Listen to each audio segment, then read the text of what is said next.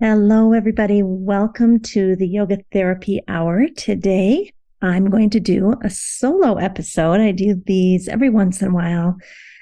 Sometimes I just get an idea that I want to share with everyone. Other times I have a guest cancel at the last minute and I decide to go ahead and do it anyway. And so today was both of those. I had an idea of something I wanted to share with you, and I had a guest cancel at the last minute. And hopefully we can get that guest back another time because it's a very exciting guest, which I won't say the name until we get them back. But coming soon, a very famous Buddhist scholar and someone that's interested in bringing back the Buddhist roots and Vedanta theories and kind of pulling it all back together, the original teachings of India, bringing them back again. So hopefully we'll have that guest in a few weeks when we get the schedule figured out. So today, what has been on my mind is this idea of the therapeutic relationship and how important that is to healing. I was talking with some doctors yesterday and just hearing them, one was a spine doctor who was basically saying, look, I wanted to stop doing spinal surgeries because they weren't working. If people stay completely in their sympathetic nervous system, meaning their fight or their freeze, he said, it doesn't matter how many surgeries I do. If their nervous system isn't healthy, then it's not going to work. That pain response is going to continue on the knee, up to the brain, all around the body or the low back or wherever the surgery is happening. The hip, he basically said, yes, there may be some structural damage, but my interest, he said, is in figuring out how we can help people to manage their nervous systems because that will have a bigger impact on their pain. So this person, I was just shocked to hear it, had stopped doing spinal surgeries for that reason and is now moving into a new, more holistic perspective.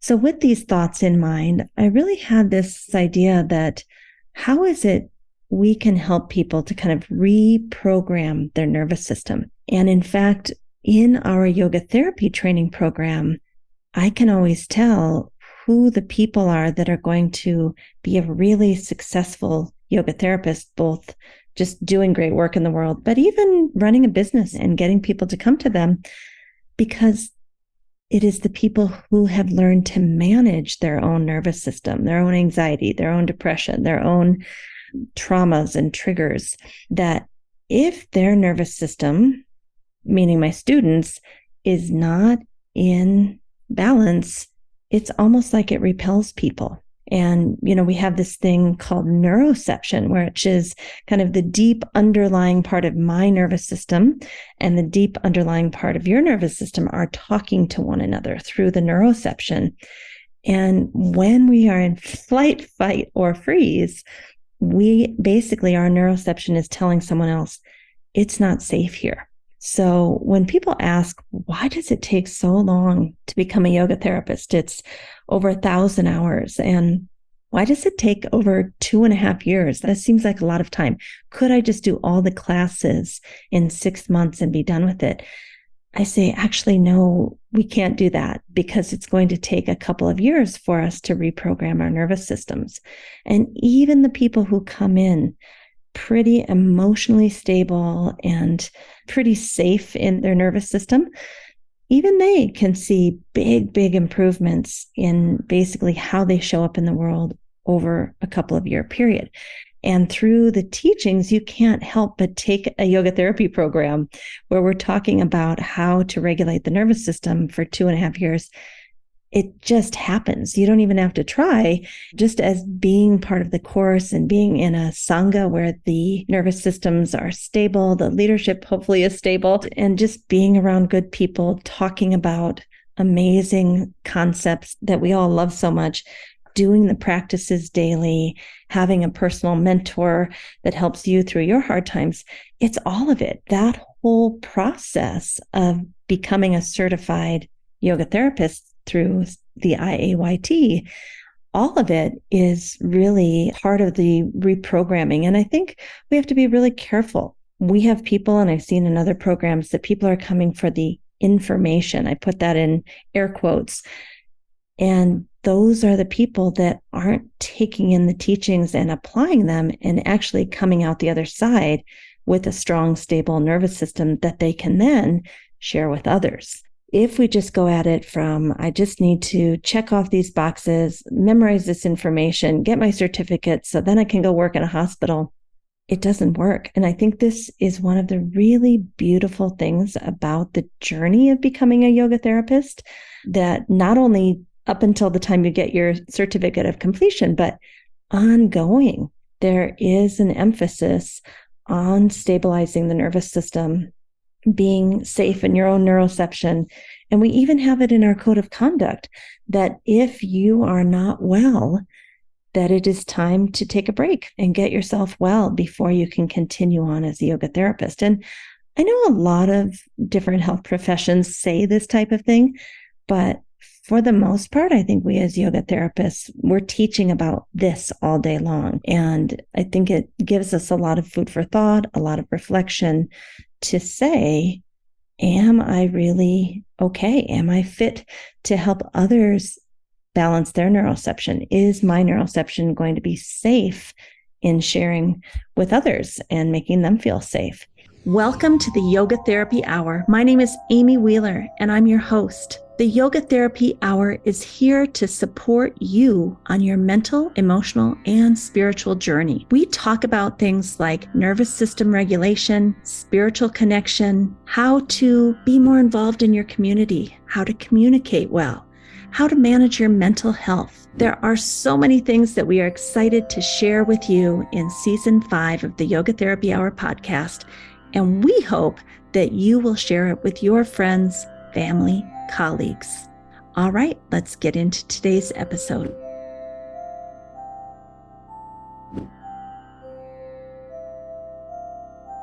So, this idea of therapeutic alliance is really big, really important. And I've been looking up some studies on PubMed. Some of you know I love PubMed, and I'm just going to bring it up on the screen for those of you who are watching on YouTube. And, by the way, we have a Patreon where you can help support the podcast.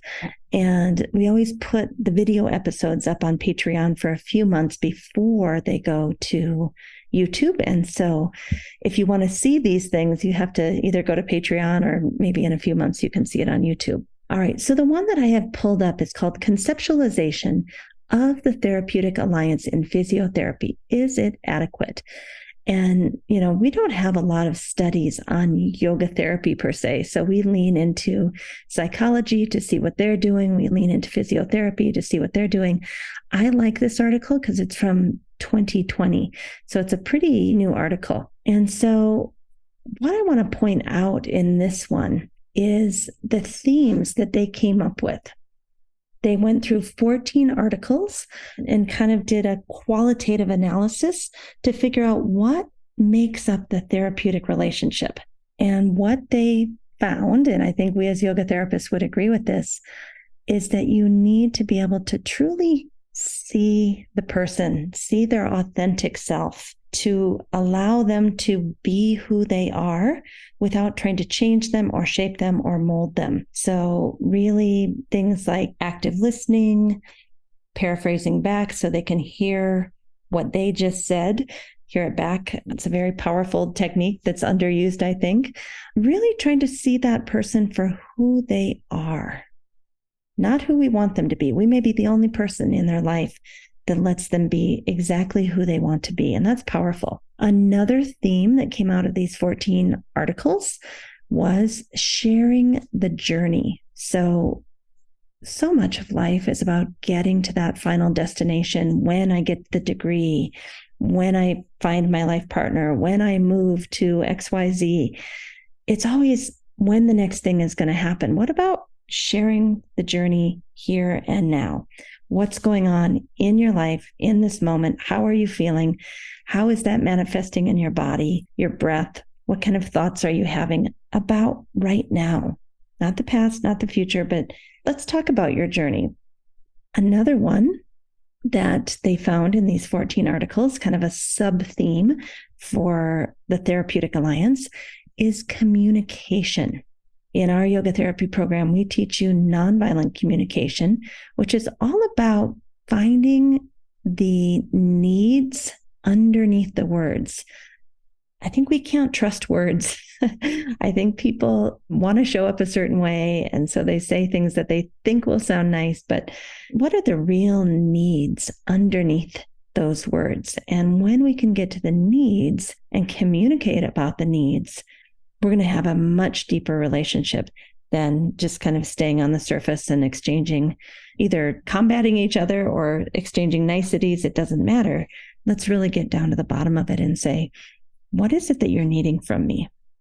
Another one that they came up with is therapeutic space. And that is so interesting to me that I call it the space between the two people. So I have my agenda, you have your agenda. We're both coming together to try to get our needs met. But what about that space between us?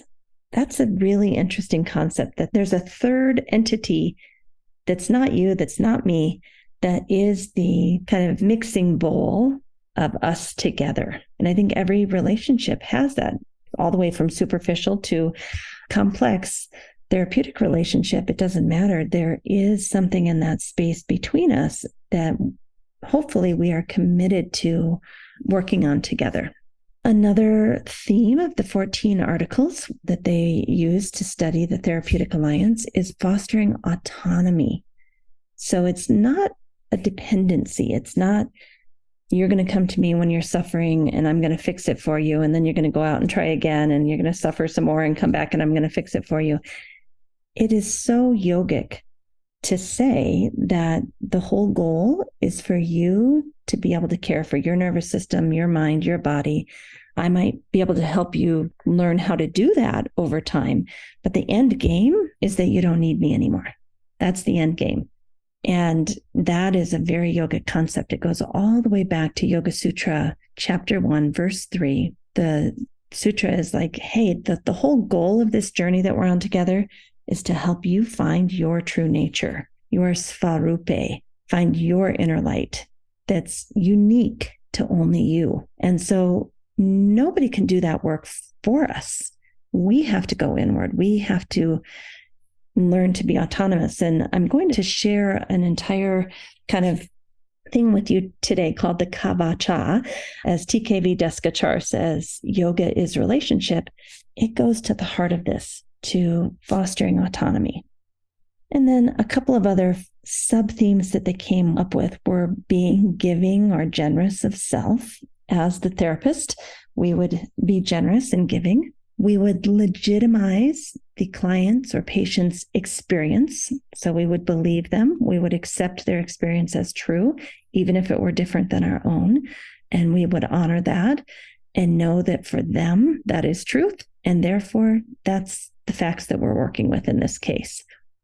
And then there would be a certain amount of collaboration together. So I just love this study, Conceptualization of the Therapeutic Alliance in Physiotherapy. I'll put it in the show notes so you can see it also. And then, we have a free gift every week. I will actually download it and then put it in our free gift. So that gets emailed to you if you sign up for the free gift. Basically, every week you'll get an email with all of our free gifts each week. All right. So we're kind of looking at this concept of safety in the therapeutic alliance or therapeutic relationship and how important that is. Now, how this ties back into the spine doctor that I was talking to, the spine surgeon, is that when someone has not experienced safety in their nervous system, and therefore it's just constantly being triggered into fight or flight or freeze, what we would call in yoga a rajas state of mind, high vata, high pitta, or high both. When that happens, we may not know how not to be that way. We may not even realize that we're being that way. I can tell you from experience that a lot of the students who come into our yoga therapy school, I guarantee they have no idea how much fire they're bringing They just don't know. This is how they've survived. And I have a lot of empathy for that, because that's how I've arrived in the world too, is that when I feel that I'm not safe, then I bring the fire to try to get safe. May not be a very good strategy, but my underlying need is to find safety. And when you've not been trained on how to feel safe in your own body and your own skin and your own nervous system, that's where the Therapeutic Alliance comes in. That's where the spinal surgeon is saying, look, I can do the structural changes all day long, but if the nervous system is still out of balance, we're going to have trouble. Only 22% of spinal surgeries actually get the person out of chronic pain, is what he told me. And he's been doing it for over 3 decades before he decided to quit and go in this direction.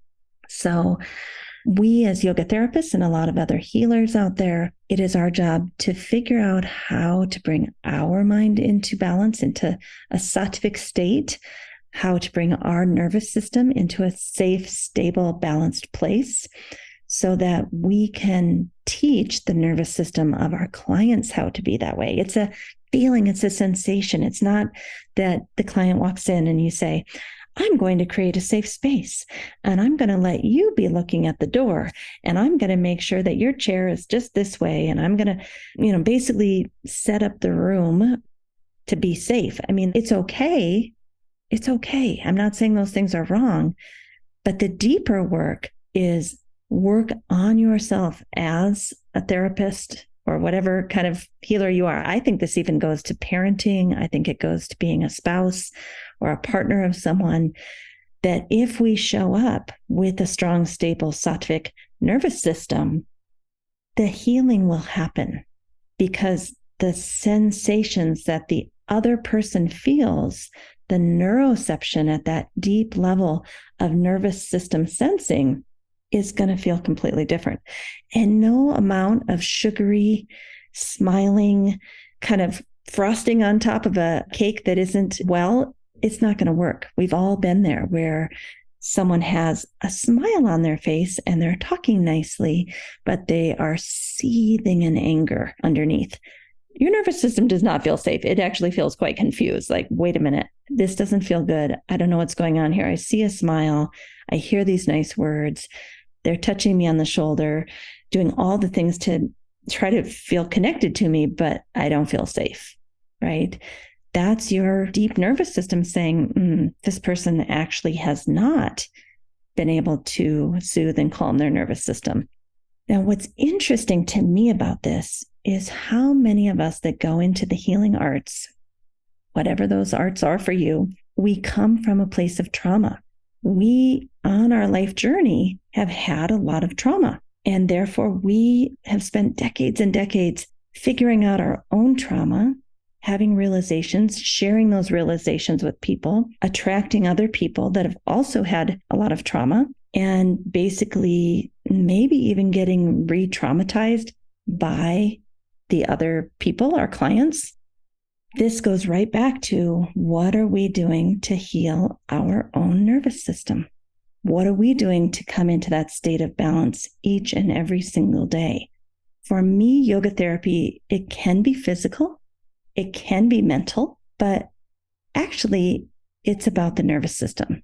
That's the way that I see it, and that's the way that we approach it in the Optimal State Yoga Therapy School, is everything comes back to the nervous system. And you can look at it from the lens of Western neurophysiology, or you can look at it from the lens of Patanjali's Yoga Sutra. They're saying the same thing. Whether you're looking at the polyvagal theory of Stephen Porges that matches up so beautifully with the 3 gunas of yoga, they're both looking at the same concepts. They say slightly different things, right? They're not an exact match, but they're pretty darn close. And so this idea that we would heal ourselves first, or at least get a little further down the path, maybe not completely, that's a big call, but this idea that we would do the work on ourselves first so that we can then share our nervous systems at a very deep level, making other nervous systems feel safe. I mean, that's what it comes down to, is we can do trauma-informed, and I put that in quotes again, trauma-informed yoga. Not sure I agree with that exact term, but you get the idea. we can do that. But if our nervous system isn't in sattva on a regular basis, I don't know if it's going to work. And in fact, just from my experience watching myself and my students and faculty and people around me for 30 years doing this now, I see that if we're not really willing to get honest and see where our imbalances are and what types of things trigger us, what causes us fear and aversion and attachment and ego identification and misperception, until we're really willing to get honest about that and get humble about that, we can't really go in there and reprogram the nervous system. And thankfully, yoga philosophy has a beautiful system for doing this. They work from the ground up. So many people think that yoga is about an exercise, or if we're lucky, they think it's about breathing. But as I told the spinal surgeon yesterday, yoga has a fully intact system from the bottom up. And I'm showing on the screen an infographic that when we work with the yamas, these are the social disciplines. This is rule number 1. How do we treat other people? Are we nonviolent towards other people? Those 5 yamas, all based on nonviolence and being in social relationship together, that is supposed to be taught before a child is 8 years old. And a lot of us missed out on that, unfortunately, because our parents and our grandparents were damaged. But we can go back and do that now with a safe, stable sangha. The second part of social and relational health is the niyamas, or these personal disciplines, the things that we do every single day to keep our body and mind clear and clean and stable. And I would say that niyamas are the heart of us doing our personal work and getting really honest with ourselves about the areas that we're still feeling triggered about and need to do more self-reflection. So that's first. How do you take care of others? Number 1. Number 2, how do you take care of yourself? And some people are like, wait a minute, shouldn't it be the other way around? That you take care of yourself so that you can take care of others? No, it is through taking care of each other as a community. Community is assumed. Connection with other humans is assumed. That's the bottom line. So much of the wellness culture has plucked out the personal disciplines and said, take care of you, but don't worry about everybody else. In yoga, we don't believe that. We believe community comes before individual, and the two work together. Don't get me wrong.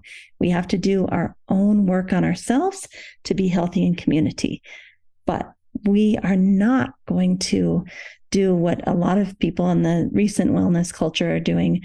And that is, I'm doing yoga just for me to feel better. Maybe at first, maybe you need that at first, but eventually it goes back to, how am I going to be in relationship? Yoga is relationship, according to TKV Desikachar.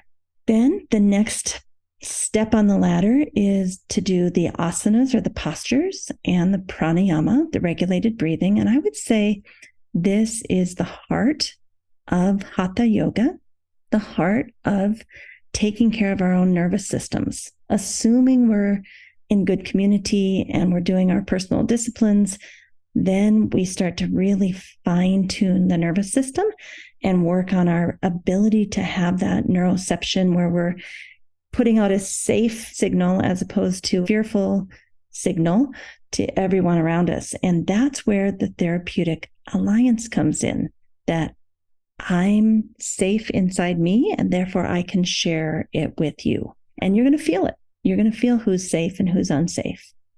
And there may be people that are safe that you have triggers around, and therefore they don't feel safe. And there may be people that are unsafe, but you have been the product of abuse, and it feels so familiar to you that it feels safe when it's not. So this is why we do yoga, to really refine our perspective. The next level of refinement is our mental health. And this is where we begin to do pratyahara, bringing our senses inward. And the way that a lot of us are doing that is through something called yoga nidra, and really going into deep states of relaxation where you're connecting deeply inward. And Optimal State has a brand new Yoga Nidra facilitators course that we start every October and every March that I would love to share with you. I'll put that in the show notes too. And that's a great way to work on pratyahara. And it's a great way to start building concentration or dharana, building concentration. We do a lot of visualization in our Yoga Nidra, which is a great way to start building that one pointed focus or concentration. And then we get into the sacred or spiritual health. You may not like the word spiritual, but I think you know what I mean. It's a connection to something larger than yourself, whether that's Mother Nature, whether that's community, whether that's your family, whether that's your AA group, whether you call that God, it really doesn't matter. But the ability to get into dhyanam or meditation where you have a deep link to something greater than yourself. And then maybe if you're lucky one day, you'll get into samadhi or total absorption. Samadhi, sama means balanced. Dhi means self. I am balanced. I am stable in myself. My nervous system, my mind, my body is stable and safe. All of this leads to safety. And that's what we're talking about today is this idea of therapeutic relationship, how to create safety within ourselves, and then how to share that with other people through the therapeutic alliance. So when I say it takes 2.5 years or more to go through a yoga therapy program, we go from the bottom up. We start at the yamas. How are we in community together? How do we share with one another? How are we taking care of one another? Then the niyamas. What are you doing? Do you have a daily practice? Is your mentor helping you with that daily practice? Leading to the asanas and the pranayamas, the postures and the breathing. What are you doing every day to get your nervous system to be refined, right? So that you can see your own kleshas, your own triggers. Dharana and pratyahara starting to go inward. Again, in our program, we have a 6-month focus on that through Yoga Nidra, really working on our mental health. And then ideally, we would understand that we are actually part of something much larger than ourselves. We are not individuals. We are not isolated. We are connected through the web of life. And we can rest into that. It's not just you against the world out there. You've got an entire community, possibly a family, a friend group, a church group, AA group. There's many different ways. Maybe you go out into the wilderness and you feel at one with Mother Nature. Same thing. Doesn't matter what you call it. But this realization that you are part of something larger than yourself. So that is the 8 limbs of yoga right there. And a yoga therapist will learn to do this for themselves. And through learning to do it for themselves, this is how they will begin to share it with others. We have to go through it before we can share it. All right, so let's get back to this idea that I mentioned earlier, that yoga is relationship. And there's an ancient concept called the Kavaca. And basically, that means yoga is relationship. It means that we are on this journey together. And there's a process that happens. And again, you could think of this as a therapist or any healing art, but you could also think of it as a mother and child, or a wife and a wife, or a best friend, or whatever. Whoever you love, you will hopefully be able to go through this relationship kind of process together. In this instance, I'm going to say the yoga therapist, but you could call it the massage therapist, the mother, the friend, the partner, whatever you want. So one of the people has to create mental, emotional, spiritual stability and safety inside of themselves. And when I say that, what I mean is their nervous system is very flexible, very strong. It can go into fight or flight and come back down. It can relax, and then it can get a little stressed out, but it can come back and relax. So it's not enough to get into parasympathetic activity of the nervous system and just get into that rest and digest response. A truly strong nervous system can go in and out and in and out. and go into sympathetic and come back down and go in and out. That's what we call high heart rate variability. That means your vagus nerve is very healthy.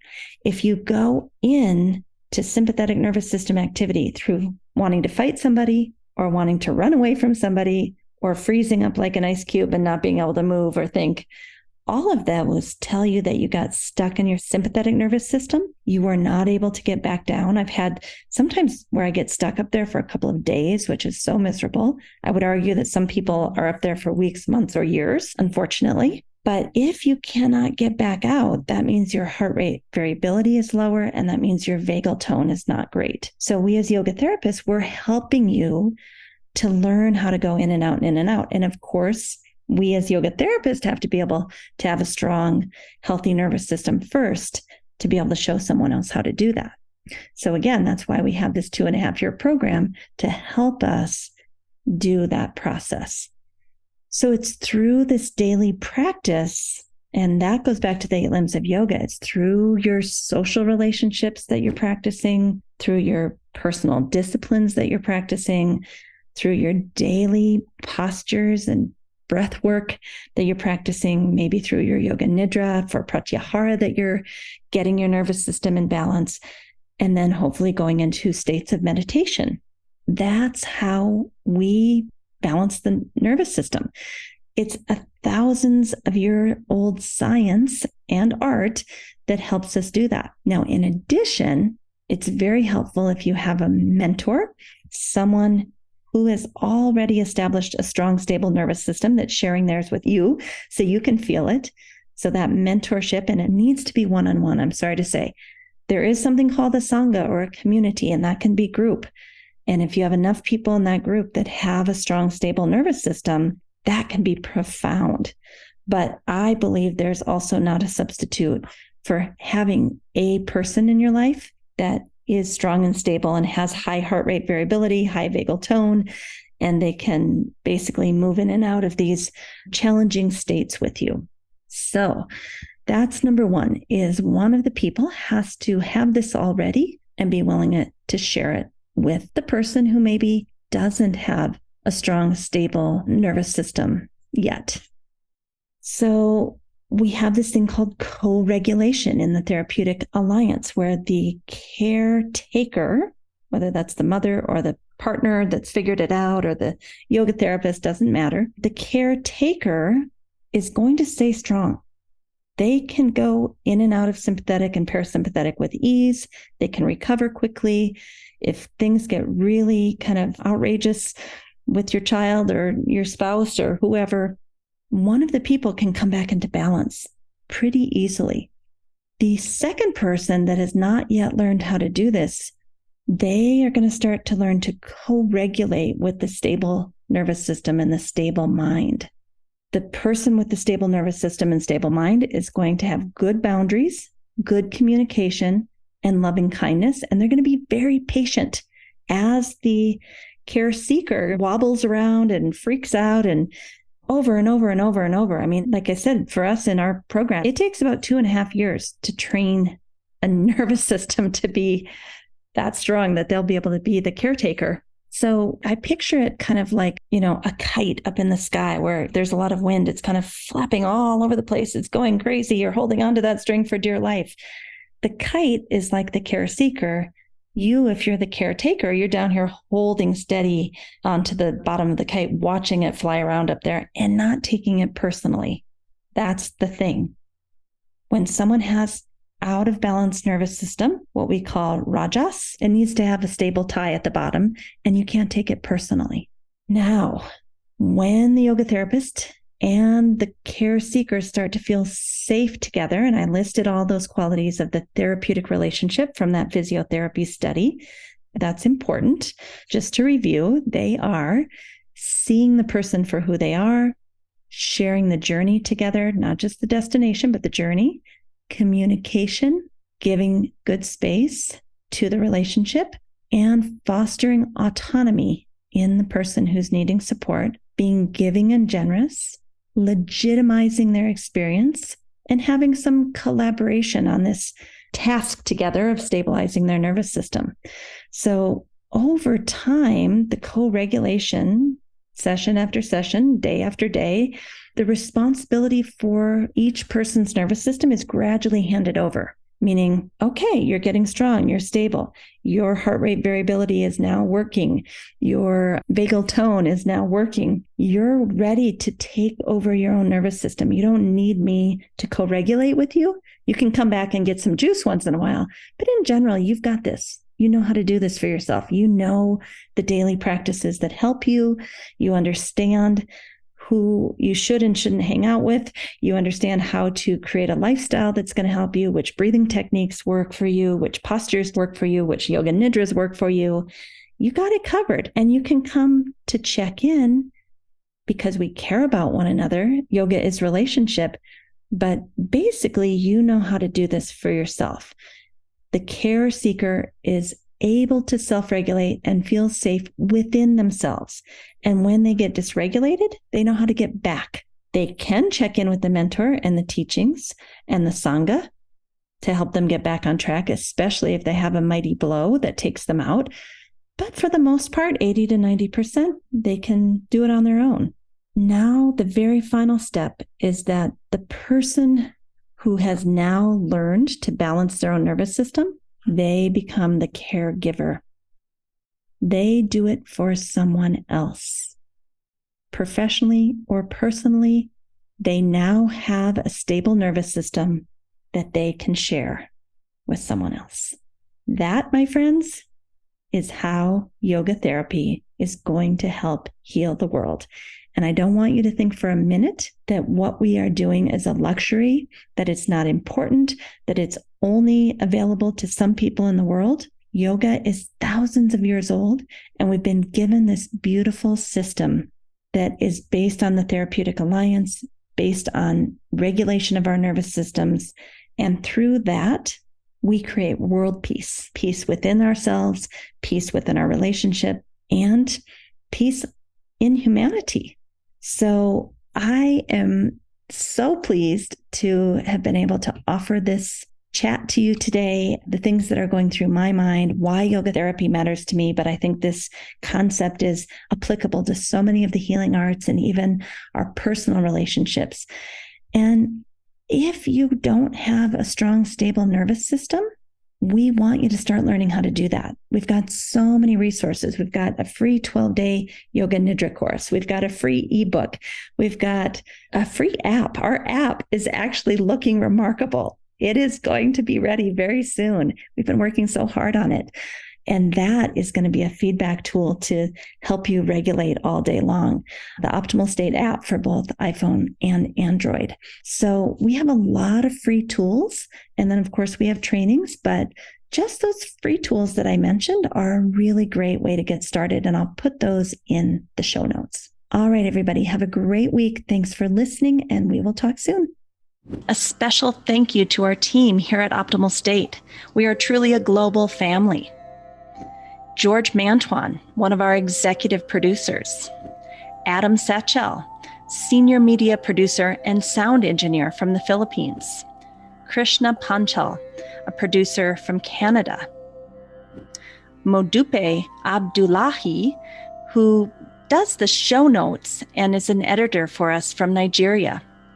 And Peter Morley, who wrote and produced the music for this show, who lives in Australia. Find more about Peter's work at www.zenmusic.biz. Thank you for listening. We'll see you next time.